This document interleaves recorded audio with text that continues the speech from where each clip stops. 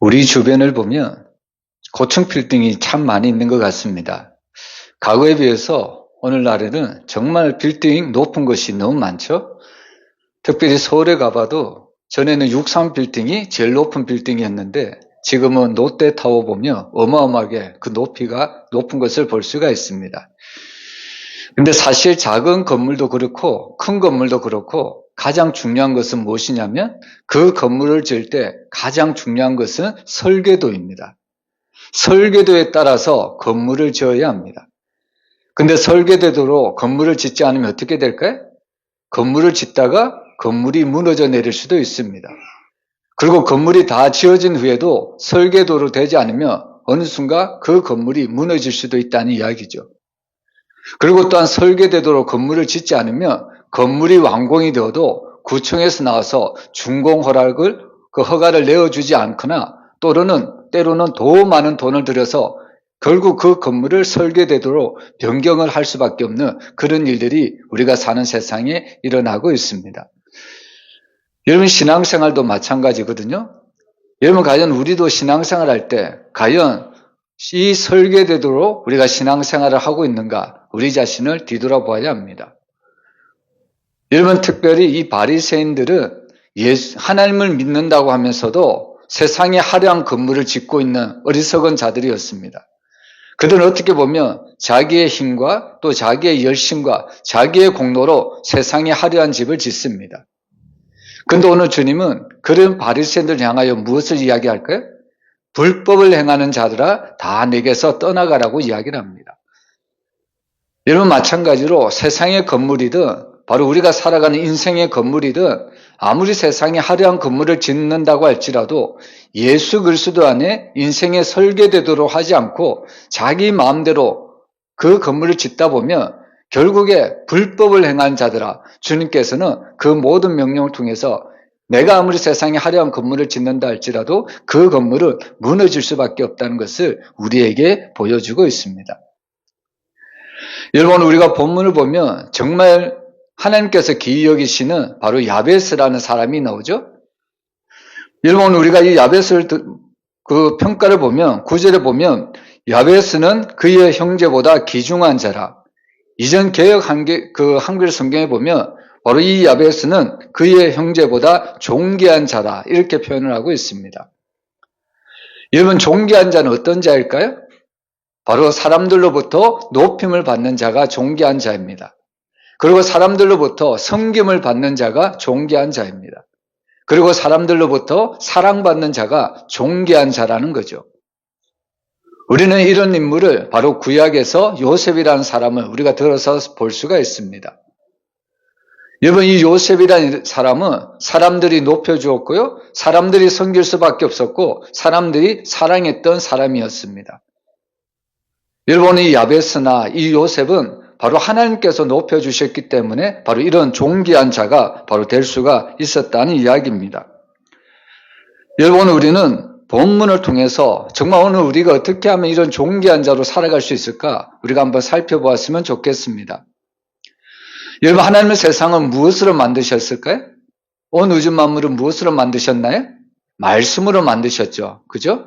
말씀 한마디에 빛이 있었고요. 그리고 모든 동식물이 생겨났습니다.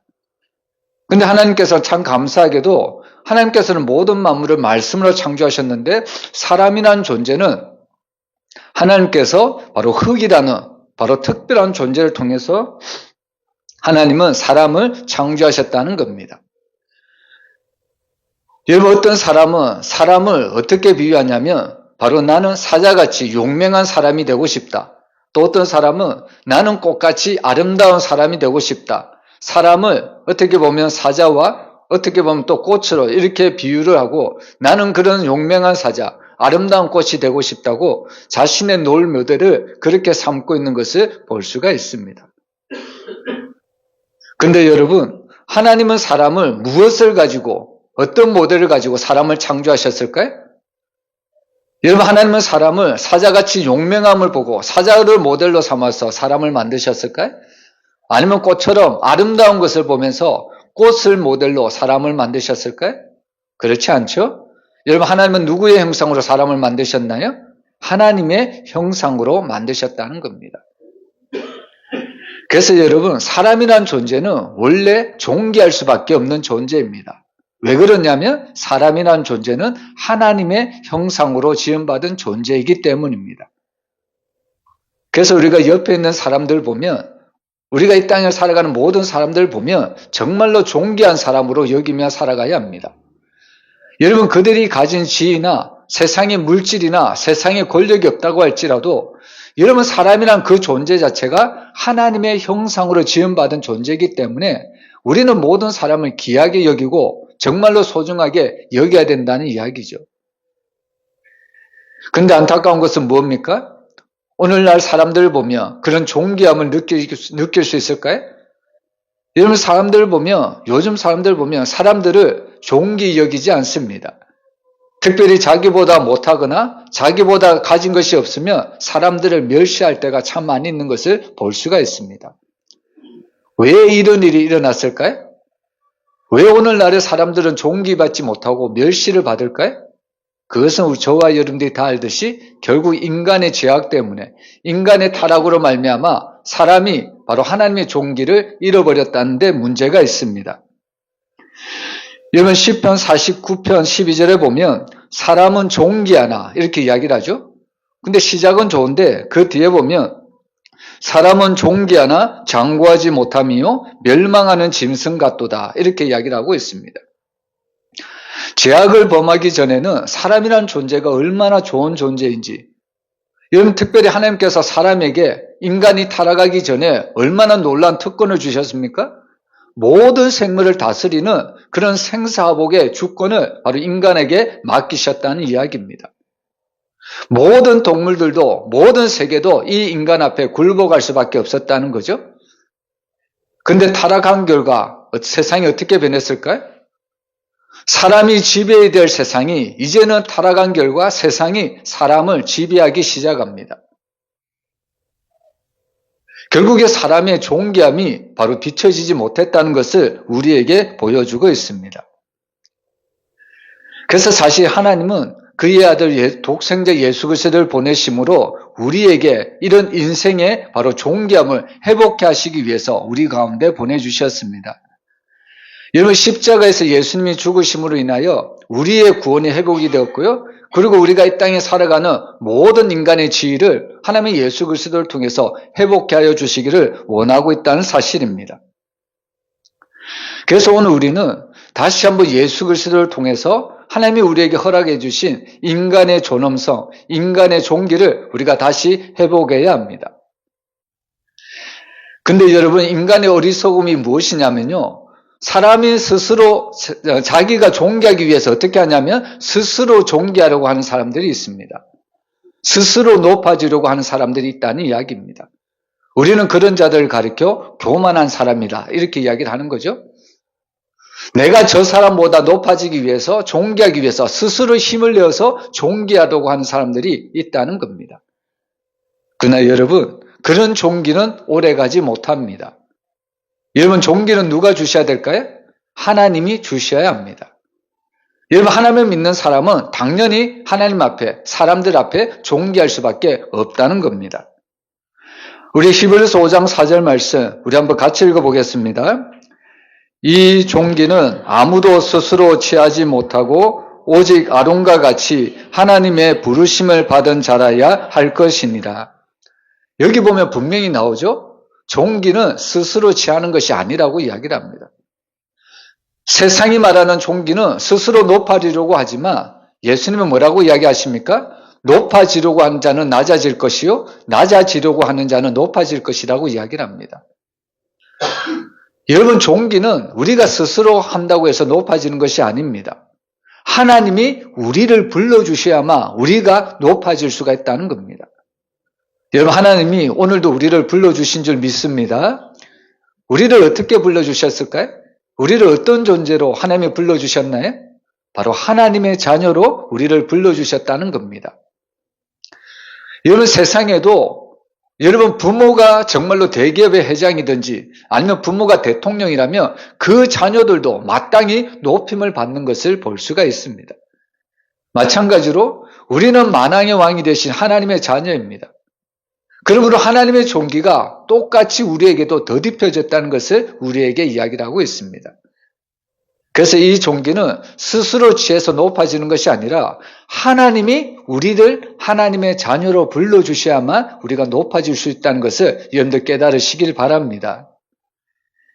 그래서 시편 16편 3절 말씀 우리 한번 같이 읽어볼까요? 땅에 있는 성도들은 존귀한 자들이니 나의 모든 즐거움이 그들에게 있도다. 여러분, 하나님의 즐거움이 어디에 있다고 말씀하나요? 바로 하나님의 자녀, 하나님을 믿는 성도들에게 하나님의 모든 즐거움이 있다고 이야기를 하고 있습니다. 그만큼 우리는 존귀한 자라는 겁니다. 여러분, 우리는 이 말씀을 통해서 우리는 정말 하나님의 형상으로 지음받은 존재로서 하나님 앞에 존김을 받고 이 세상에서 믿음으로 살아가게 될 줄로 믿습니다. 특별히 우리 사랑하는 청년들이 이 세상을 살아갈 때 정말 하나님의 존귀함을 세상 가운데 나타내며 하나님의 존귀함을 세상에 선포하며 살아가는 믿음의 자녀들, 믿음의 청년들이 되기를 주의 이름으로 축원합니다. 여러분, 내가 스스로 높아지고 내가 스스로 존귀함을 받으려고 한다면 그것은 이루어질 수가 없습니다. 단지 우리가 해야 될 것은 하나님을 믿고 하나님의 말씀대로 살아갈 때 하나님은 우리를 높여주신다는 겁니다. 오늘 바로 이 야베스는 그 형제들보다 존귀한 자다 이런 말씀을 주시죠. 요셉도 그렇지 않을까요? 요셉도 많은 형제들이 있었지만 그 많은 형제들 중에 요셉이 존귀한 자라 하나님께서는 그렇게 불러주시고 실제로 그런 삶을 살게 해주셨다는 이야기입니다. 그래서 오늘 우리 사랑하는 청년들이 또 이곳에 모인 사랑하는 모든 성도들이 그 존귀함이 어디서 오는가 오늘 우리가 세 가지로 한번 살펴보고 하나님의 존귀함을 세 가지를 통해서 우리도 이 존귀함을 받아서 세상 가운데 나가서 하나님 앞에 쓰임받는 믿음의 사람들이 되었으면 너무나도 좋겠습니다. 여러분, 첫 번째로 이 존귀함은 비전에서부터 시작된다고 이야기를 합니다. 여러분, 우리 10절 말씀, 우리 상반절만 우리 한번 같이 읽어보겠습니다. 야베스가 이스라엘 하나님께 아뢰어 이르되 주께서 내게 복을 주시려거든 나의 지역을 넓히시고. 여러분, 이것이 바로 비전이라는 겁니다. 하나님이 나의 지경을 넓혀달라는 것, 이것이 바로 비전이라는 겁니다. 근데 우리가 알듯이 나의 지경을 넓혀달라는 것은 세상적인 의미로 지경을 넓혀달라는 것이 아니라 하나님의 나라를 위해서 하나님의 뜻을 위해서 나의 지경을 넓혀달라고 오늘 야베스는 강구를 하고 있습니다. 여러분, 우리 청년들도 마찬가지예요.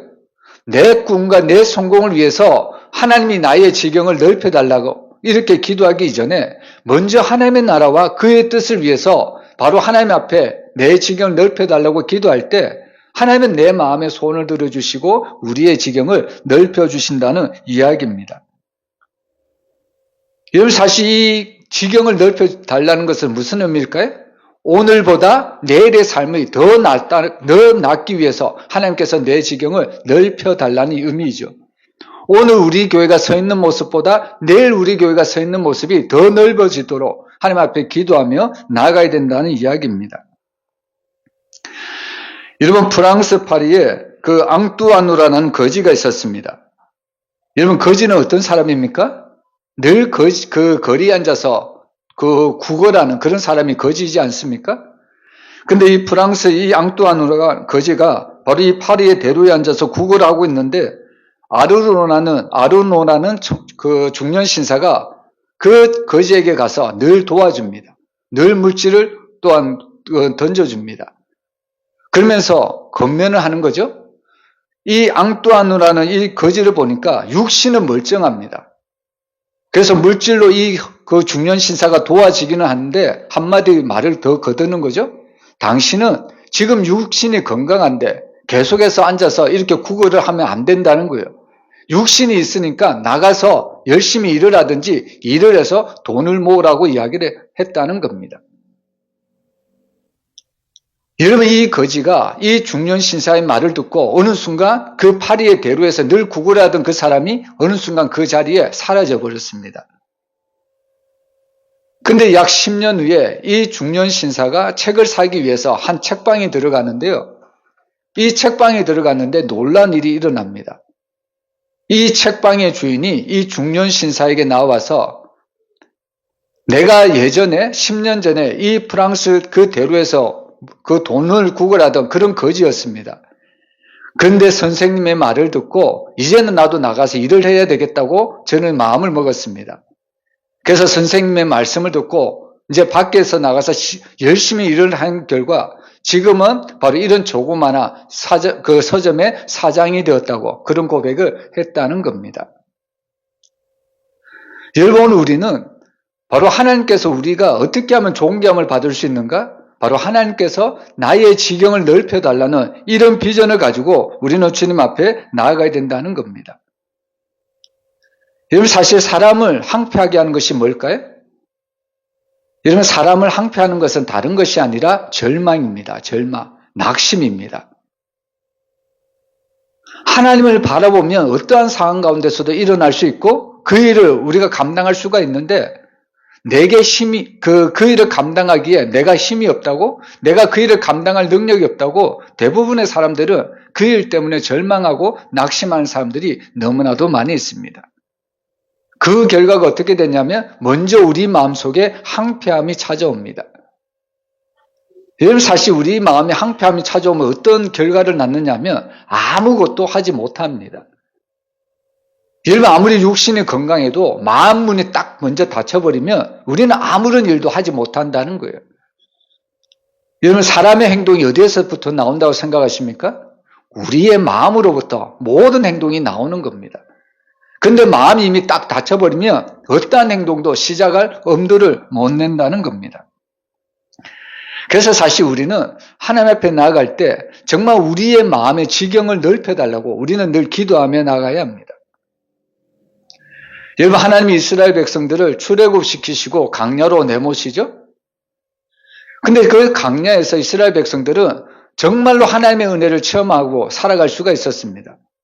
정말로 하나님의 그 역사, 어떻게 보면 그 기적적인 사건들을 날마다 체험하며 살아갈 수 있었던 곳이 광야라는 겁니다. 근데 희한하게도 이스라엘 백성들은 날마다 하나님의 기적과 이적을 맛보면서도 그들의 입술에서는 늘 나오는 것이 감사가 아니고 원망과 불평이 나오는 것을 볼 수가 있습니다.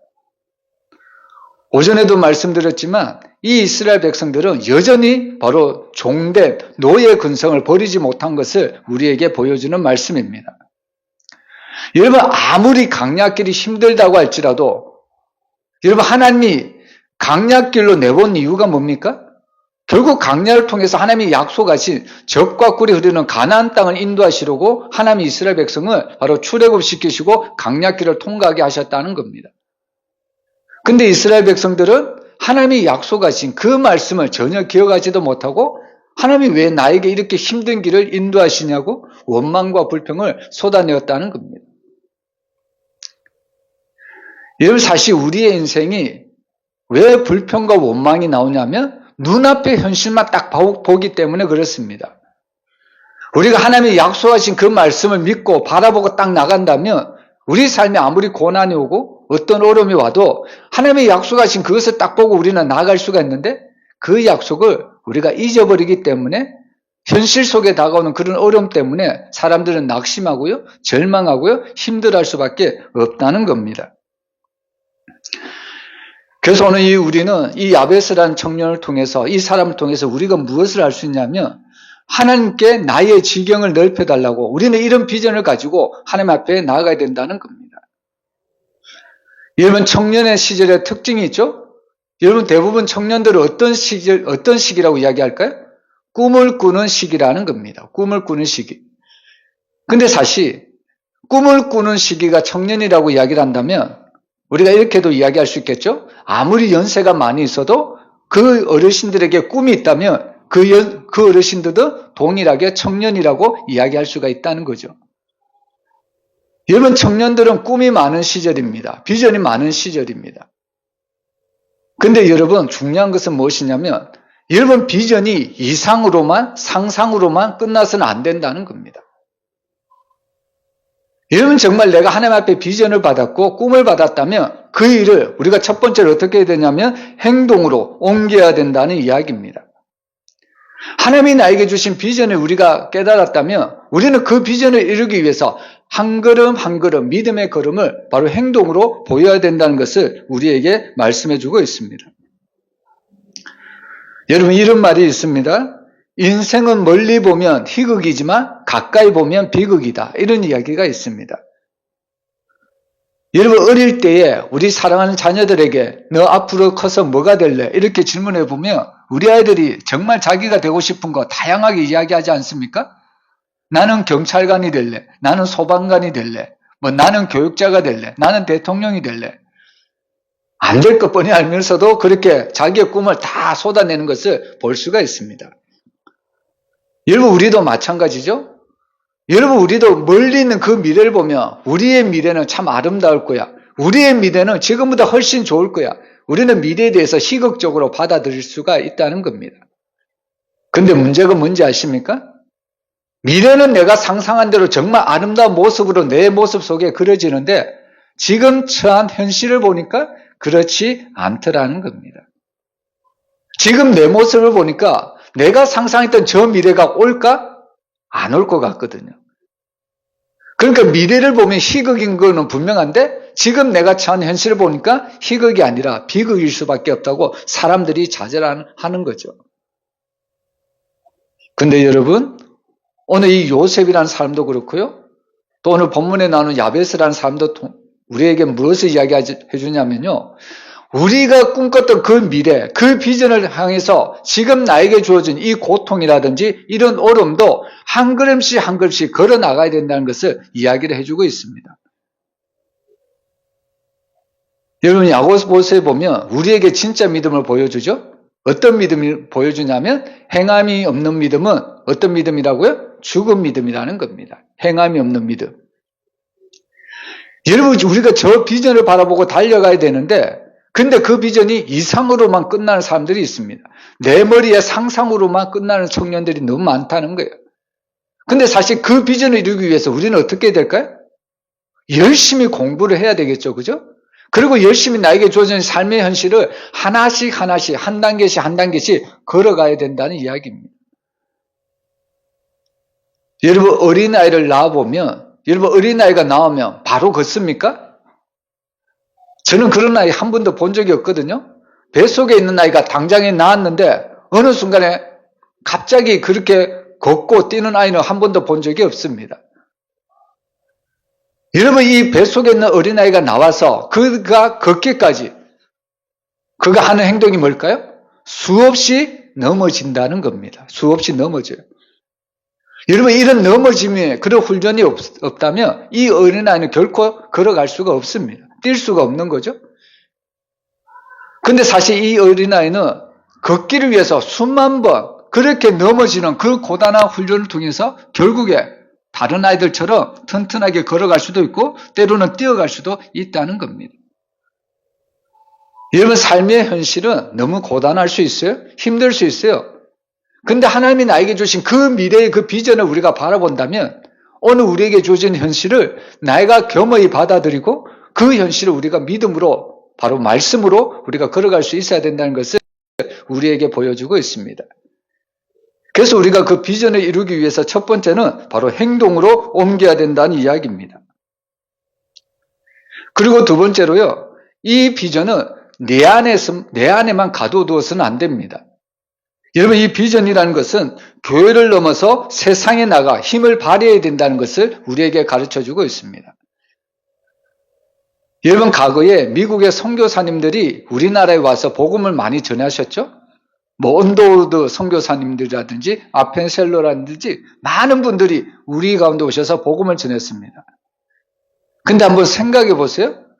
지금 우리도 그런 사고에 잡힐 수도 있는데 여러분 만약에 그 미국에 있는 수많은 선교사님들이 만약에 이런 생각을 했다고 상상해 보세요. 지금 미국이라는 나라도 아직 복음이 다 전해지지 않았고 지금 미국이라는 나라도 복음을 전해야 될 많은 우리나라 국민들이 있는데 어떻게 알지도 못하는 저 조선 땅에 가서 복음을 전해야 되겠느냐. 만약에 그런 생각을 했다면 우리나라의 복음이 전해졌을까요? 여러분, 우리도 지금 현실이 그렇죠?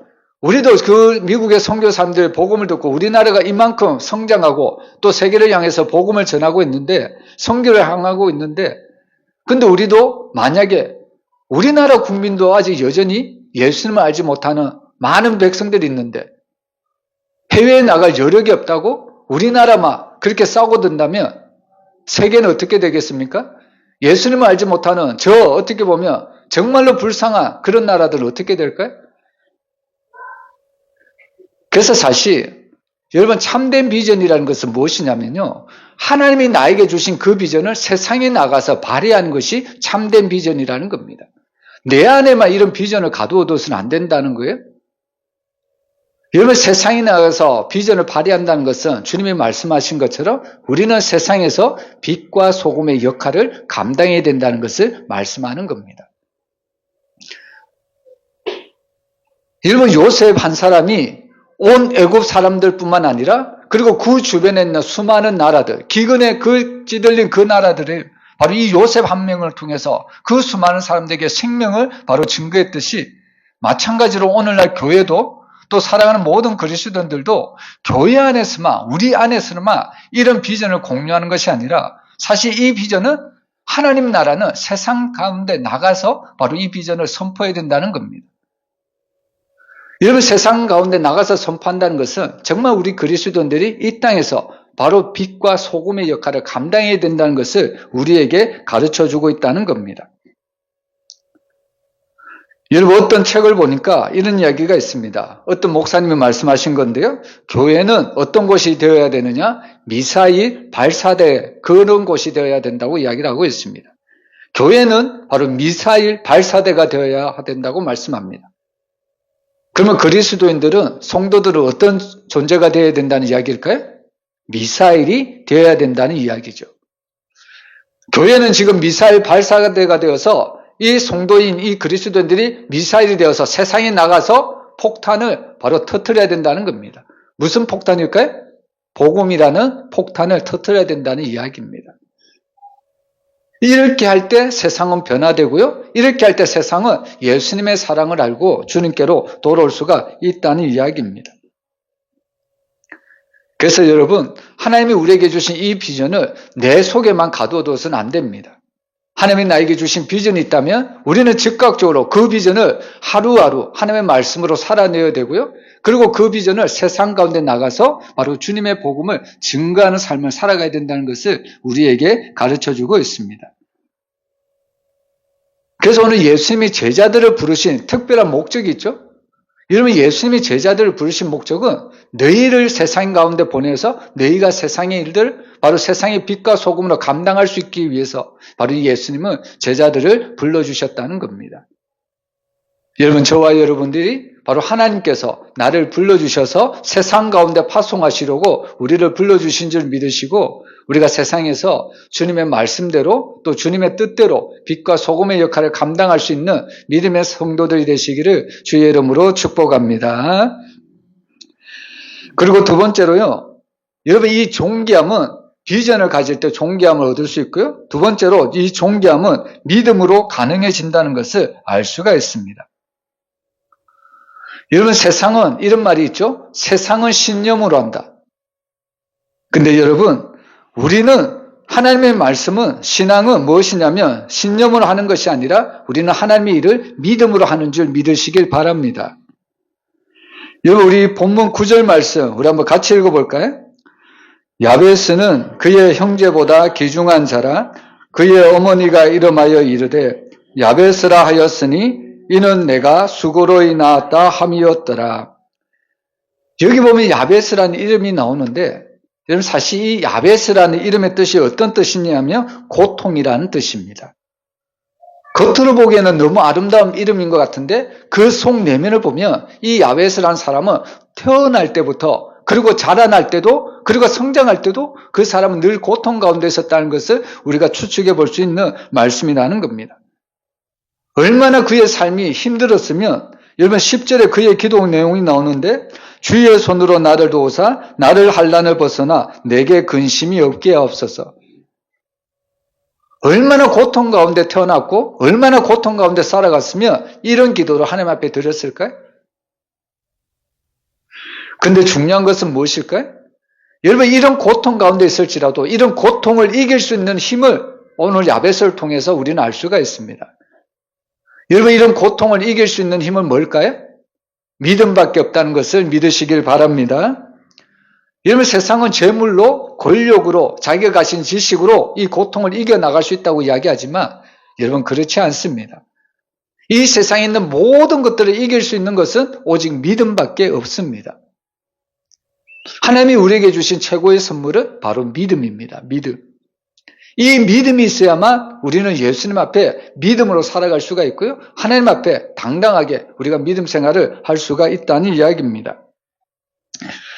여러분, 사실 역대상 2장에서 4장 내용을 보면 유다 지파의 족보가 나오고 다윗 왕가의 족보가 나오는 것을 볼 수가 있습니다. 근데 사실 이 2장에서 4장까지 내용을 보면 유다 지파의 족보, 다윗 왕가의 족보가 나오지만 사실 유대인들이 그 유다의 족보를 보면 그렇게 높은 족보가 아닙니다. 다윗 왕가를 빼고는 대부분 시원찮은 족보라는 것을 우리가 알 수가 있습니다. 그 중에도 오늘 이 야베스라는 가문에 보면 정말로 시원찮은 그런 족보라는 것을 우리가 알 수가 있는 거죠. 여러분, 이것이 바로 이런 야베스의 현실이었다는 겁니다. 근데 오늘 이 야베스는 오늘의 삶을 바라보는 것이 아니라 하나님이 주신 비전, 그 미래를 바라보면서 하나님께 도움을 구하는 것을 볼 수가 있다는 이야기입니다. 여러분, 오늘날 세상을 살아가는 사람들 중에는 어떻게 보면 두 종류의 사람이 있습니다. 첫 번째 종류의 사람은 이런 사람이죠. 은과 금은 내게 있지만 나사렛 예수 그리스도의 권능이 없이 살아가는 사람들이 있습니다. 그리고 두 번째 부류의 사람은 비록 은과 금은 내게 없지만 세상에서 나사렛 예수 그리스도의 이름으로 당당하게 살아가는 사람이 있다는 겁니다. 여러분은 어떤 사람이 되고 싶습니까? 어떤 삶이 부러웠습니까? 속으로는 겉으로는 표현하지 못하겠지만 속으로는 은과 금도 내게 있었으면 좋겠다. 그런 생각을 하십니까? 여러분, 비록 우리에게 은과 금은 없지만 내게는 무엇이 있나요? 예수 그리스도의 이름이 있는 줄 믿으시길 바랍니다. 신약 성경에 보면 수많은 병자들, 죽은 자들 누구의 이름으로 일어났을까요? 예수 그리스도의 이름으로 일어난 줄 믿으시길 바랍니다. 우리는 세상의 것이 없을 수 있어요? 세상의 것에 대해서 조금 부족할 수 있어요? 그러나 중요한 것은 내 안에 가진 예수 그리스도의 그 이름의 권능이 있다면 우리는 세상에서 믿음으로 살아갈 수가 있다는 겁니다. 그래서 주님은 믿음에 대해서 강조하시죠? 바로 주님은 할 수 있거든요. 무슨 말이냐? 믿는 자에게는 능치 못한 일이 없다고 이야기를 하고 있습니다. 그리고 내게 능력 주시는 자 안에서 내가 모든 것을 할 수 있다고 고백을 하고 있습니다. 여러분, 저와 여러분의 고백이 이런 고백이 되었으면 좋겠습니다. 정말 우리에게 하나님 앞에 그런 믿음이 있다면, 살아계신 하나님을 믿는 믿음이 있다면 우리는 어떤 환경 가운데서도 승리하며 살아갈 수가 있다는 이야기입니다. 우리 사랑하는 청년들이 삶을 살아갈 때 녹록치 않은 것을 우리가 알 수가 있습니다. 여러분, 오늘날 사례를 보면 청년들이 참 그 사회에서 설 자리가 점점 사라지는 것을 우리가 볼 수가 있는 거죠. 청년들의 삶이 쉽지 않습니다. 어렵습니다.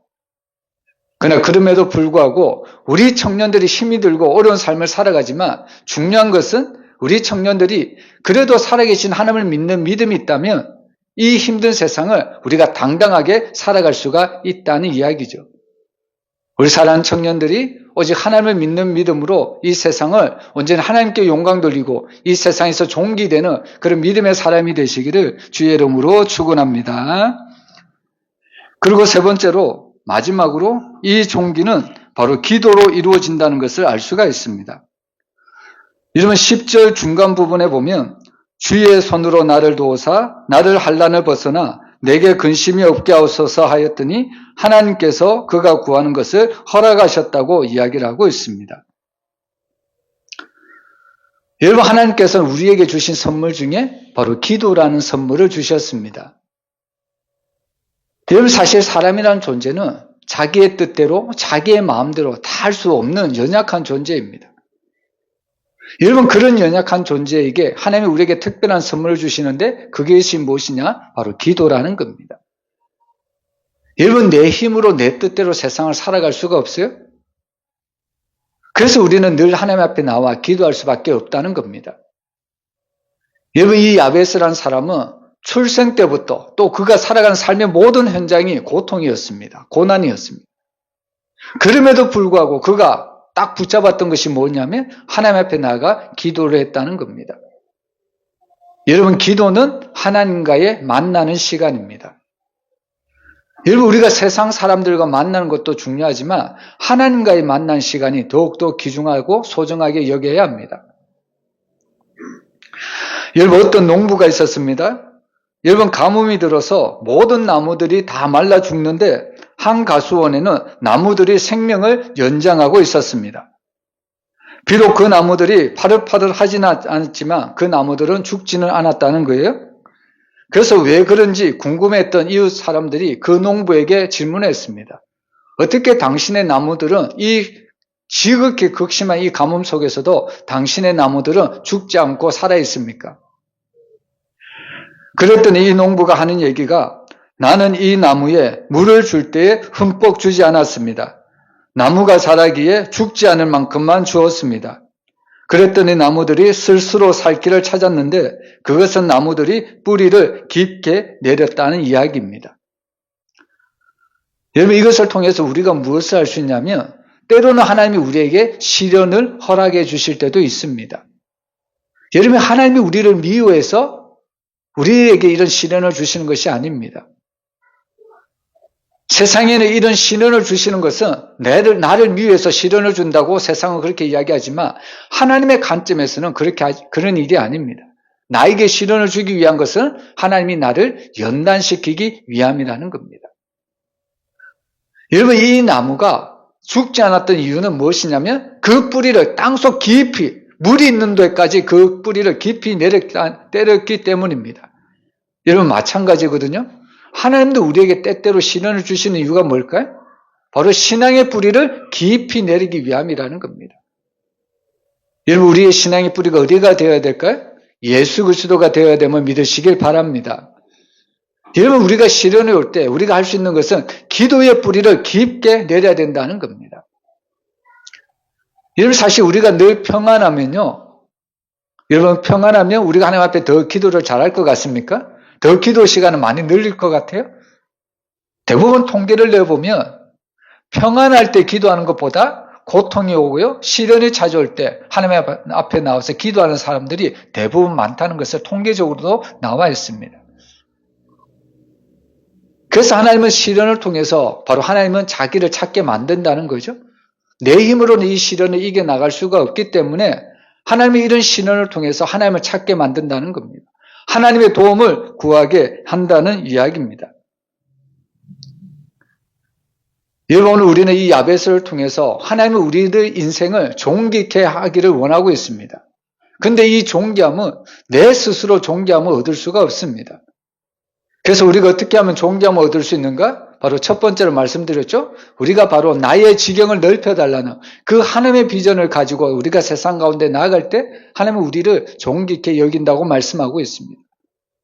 그리고 두 번째로 우리가 세상에 나가서 세상적인 방법으로 일을 하는 것이 아니라 세상적인 원리에 따라서 삶을 사는 것이 아니라 오직 믿음으로 살아갈 때 하나님은 우리를 세상 사람들이 우리를 존귀케 여길 수밖에 없다고 이야기를 하는 겁니다.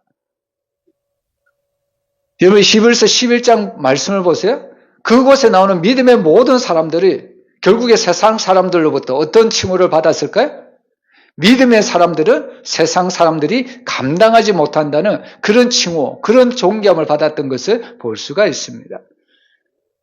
그래서 우리가 세상 가운데 나가서 우리가 오직 믿음만 가지고 살아간다면 이런 세상들로부터 우리는 존귀함을 가지고 살아갈 수가 있다는 이야기입니다. 그리고 세 번째로 여러분, 이 존귀는 기도로 이루어진다고 말씀을 드렸습니다. 정말 이 기도를 통해서 하나님은 나의 지경을 넓혀준다고 이야기를 하고 있습니다. 여러분, 온 전 세계, 온 우주를 하나님은 바로 이 모든 세계를 경영하시고 다스리십니다. 근데 하나님은 모든 세계를 경영하고 다스리시는데요. 무엇으로 다스리실까요? 무엇으로 경영하실까요? 바로 성도들의 기도를 통해서 바로 하나님이 이 세계를 다스리는 줄 믿으시길 바랍니다. 그래서 우리는 하나님 앞에 끊임없이 기도를 해야 된다는 거예요. 우리가 기도할 때 하나님은 우리의 기도를 들어주시고 세상에 바로 하나님께서 온전한 통치, 하나님의 보시기에 합당한 통치를 이루어 주신다는 말씀입니다. 여러분, 오늘 우리가 청년부 헌신 예배를 드리면서 정말 우리 사랑하는 청년들이 세상에 나가 이런 존경을 받는 청년들이 되었으면 좋겠습니다. 이런 청년들이 되려면 비전이 있어야 되고요, 믿음이 있어야 되고 기도가 있어야 합니다. 우리 사랑하는 예수 성황교회 모든 청년들이 이런 비전과 이런 믿음과 이런 기도가 있어서 하나님 앞에도 존경을 받을 뿐만 아니라 세상에 나가서도 존귀 여김을 받고 세상에서 꼭 필요로 하는 그런 믿음의 사람들이 되시기를 주의 이름으로 축복합니다. 기도하겠습니다.